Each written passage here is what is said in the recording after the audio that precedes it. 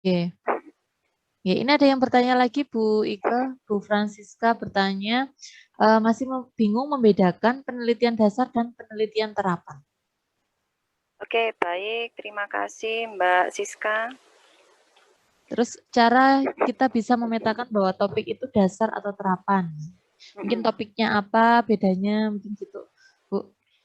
Kalau topik itu bisa sangat beragam, Mbak Siska. Jadi yang membedakan di dalam judul itu biasanya kalau yang di dasar itu seperti yang saya jelaskan tadi itu di slide awal, untuk yang dasar itu masih berupa konsep ya, rencana strategis, kemudian model, kemudian kebijakan ya, kemudian implementasi boleh ya. Sejauh ini implementasi itu bisa di dasar, bisa di terapan. Nah, kalau membedakannya gimana? Biasanya penilai itu melihat bahwa kalau memang belum punya rekam jejak untuk yang model implementasi, berarti oh ya oke, ini masuknya di dasar. Tapi kalau dia sudah punya rekam jejak di penelitian terdahulu untuk penelitian dasarnya, berarti ini implementasi dari lanjutan implementasi penelitian dasar sebelumnya. Gitu Mbak Siska. Bu Ike, tanya, kalau misalnya kita langsung lompat ke penelitian gini, maksudnya kalau di teknologi ini kan lebih cenderung untuk pembuatan alat atau pembuatan, kita bisa menggabungkan antara metode yang satu dengan yang lain, kemudian membuat sebuah alat untuk melakukan pengujian, kan biasanya seperti itu. Iya. Nah, apakah itu berarti bahwa kita mengeluarkan sebuah produk sehingga itu menjadi sebuah penelitian terapan? Atau gimana? Oke, terima kasih Mbak Siska. Kalau penelitian itu, kajian atau produk itu belum pernah dibuat, belum pernah diuji cobakan juga, berarti itu kita kategorikan di dalam penelitian dasar. Apalagi kalau ini pembuatan awal, ya, pembuatan awal. Jadi kan masih belum rekonstruksi ya, belum rekonstruksi. Jadi ini pembuatan awal dengan mereka-reka apa namanya, saya nggak ngerti teknologi ya, apa itu dengan model ini, metode ini, disambung ini gitu ya Mbak Siska ya. Nah, itu masih dalam penelitian dasar. Kemudian kalau dari model ini ya terus diuji cobakan, kemudian memiliki apa namanya, hasil ya, apakah hasil itu nanti ada kendala atau tidak, maka itu bisa kita teruskan di penelitian terapan. Kalau memang nanti itu mau yakin di penelitian terapan, sebelumnya sudah ada tidak penelitian dasar yang sudah mengadopsi alat tersebut?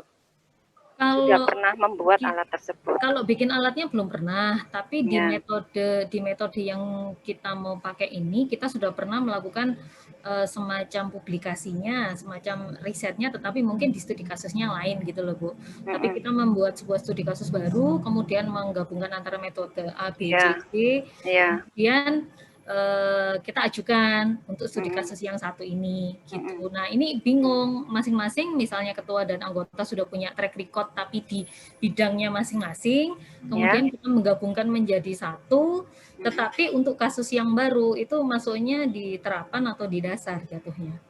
Oke, tadi kalau mendengar penjelasan dari Mbak Siska, beberapa ketua atau anggota yang lain sudah pernah melakukan kajian yang mirip ya, kajian yang selaras dengan itu.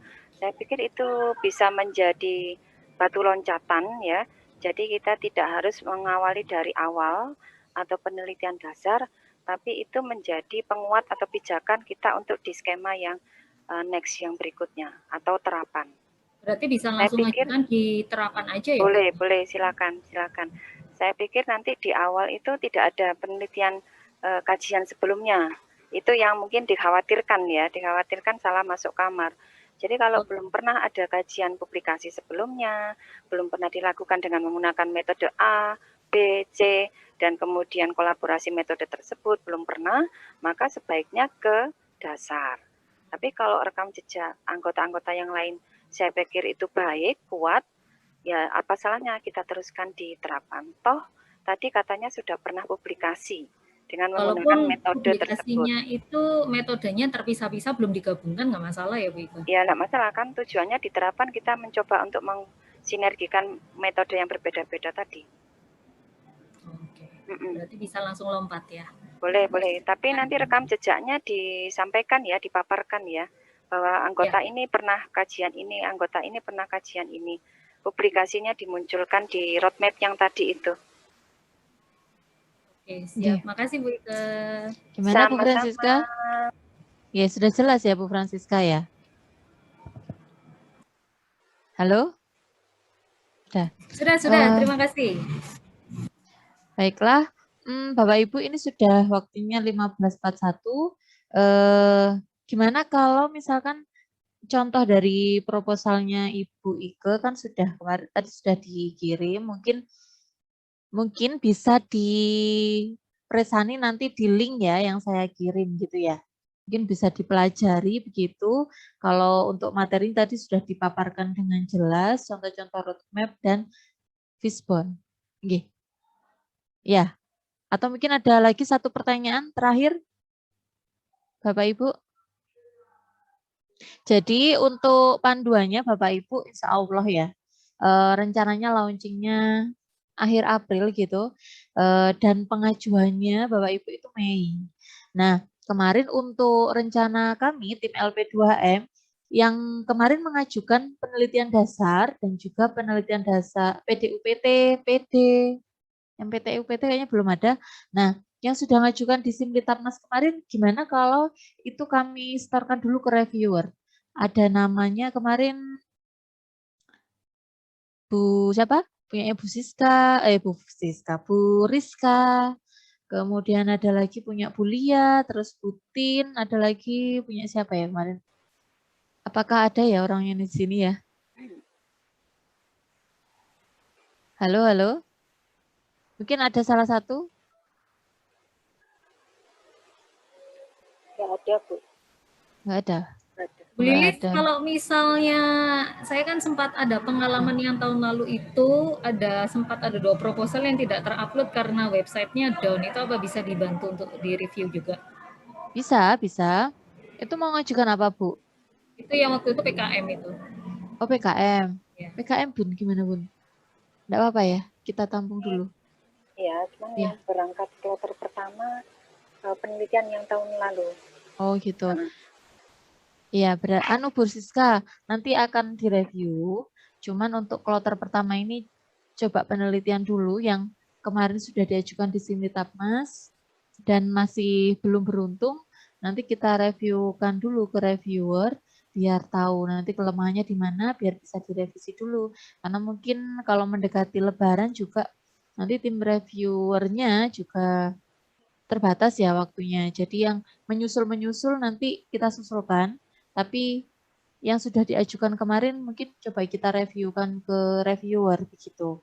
Nah, kemarin nama-namanya kalau enggak salah ada Bu Rizka, ada Bu Widya juga, ada namanya Bu Vivi, kemudian ada lagi siapa ya kemarin?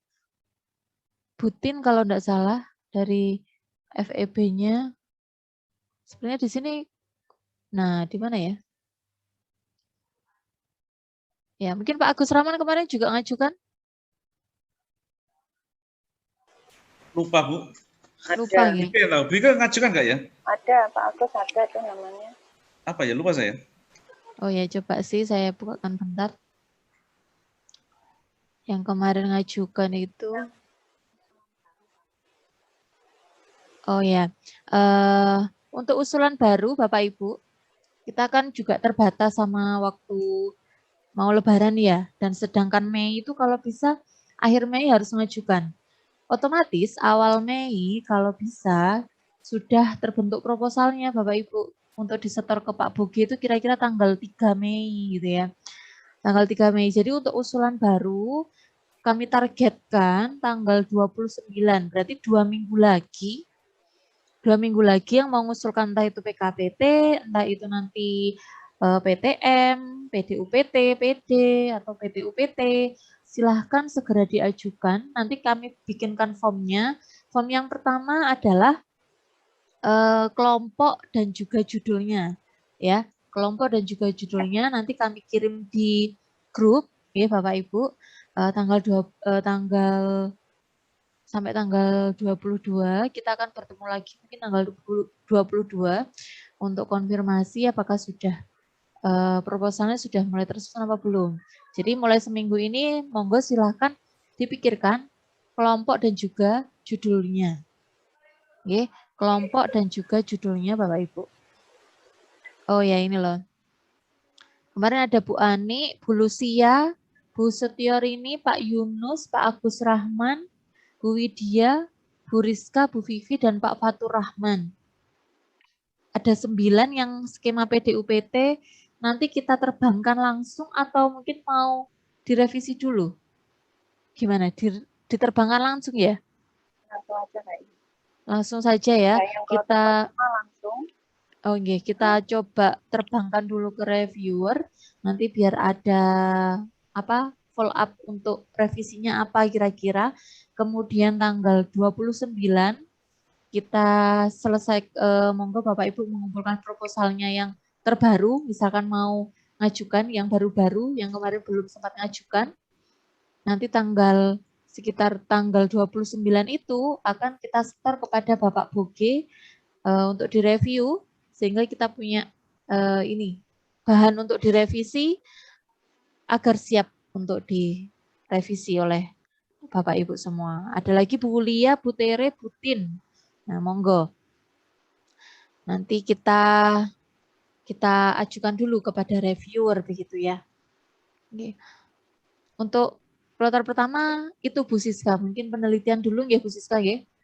Oke, untuk PKM nanti menyusul. Gitu. Adakah pertanyaan sebelum kita tutup Bapak Ibu karena sudah mendekati pukul 16? Tidak ada ya sepertinya Bu Iko? Tidak ada. Tidak ada ya? Terima kasih Tidak ada ya Bapak Ibu? Ya, terima kasih Bu Iko atas materinya yang sudah luar biasa. Nanti bisa dibaca-baca lagi. Untuk contoh proposalnya pun kami akan unggah nanti di linknya, di link drive-nya. Gitu ya, karena waktu sudah sonten, sudah sore. Mungkin pertanyaan masih kita bisa tampung ya via WA. Gitu. Oke. Ya, kalau tidak ada pertanyaan, saya akhiri ya Bapak Ibu ya. Siap Ibu. Gitu. Oke, katanya Bu Mega. Oh, Bu Mega sudah siap ini mengajukan. Sip. Tetap semangat Bapak Ibu, tetap semangat. Ya, karena apa sih? Kenapa kita harus mengajukan hibah? Ini kesempatan kita ya melakukan tridharma. Ada poin plusnya. Kita juga semacam digaji rapat pun ada uang saku. Kemudian publikasi dibayari, mau publikasi internasional, mau publikasi nasional gitu ya Bapak Ibu ya. Tidak perlu takut lah sama BPK yang dulu punya kenangan pahit dengan BPK gitu ya. Sudah ada solusinya Bapak Ibu ya. Jadi jangan menyerah, tetap harus semangat untuk menggali ide-ide Bapak Ibu dalam penelitian itu tadi. Begitu, mungkin itu saja dari saya selaku pembawa acara. Mungkin tanggal 22 hari Kamis nanti kita umumkan kembali untuk linknya dan waktunya jam berapa. Terima kasih, saya akhiri. Assalamualaikum. Gimana? Usulan awal. Iya. Yang sudah tadi Bun. Yang usulan awal kan tanggal 22 ini ya sudah mengajukan kelompok dan judulnya dan juga sudah memikirkan bab 1, bab 2, bab 3-nya sampai tanggal 29 gitu. Tanggal 29, 2 minggu lagi. Enggak apa-apa nanti jelek-jelekan enggak apa-apa karena direview oleh Bapak Boge. Setelah itu nanti direvisi lagi. Jadi jangan jelek lah nanti Pak Boge juga pasti pusing mau menilai. Kalau bisa ya semaksimal mungkin agar nanti kalau direvisi pun juga sudah dalam kondisi hampir maksimal gitu ya. Dari 80% direvisi nanti bisa direvisi itu bisa 100%. Ibaratnya seperti itu. Nggih, sampun Bu Iko ada yang mau disampaikan? Sudah. Nggih, terima kasih Bapak Ibu nggih, saya tutup. Saya minta maaf jika masih ada salah-salah dan kekurangan. Ada tertawanya Bu Mariana. Ya, Assalamualaikum warahmatullahi wabarakatuh.